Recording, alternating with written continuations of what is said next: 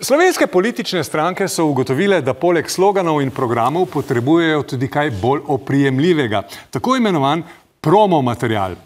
Začela je Levica z modno ekoplatneno vrečko, ki je ravno dovolj velika, da lahko človek po Kordiševi nacionalizaciji vanjo spravi vse svoje imetje.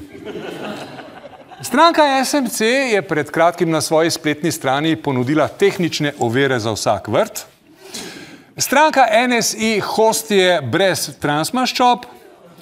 Stranka Alenke Bratušek pa ženskam v gradbeništvu ponuja modne varnostne čelade z različnimi vzorci. Nekaj promocijskih artiklov pa smo dobili tudi v našo oddajo.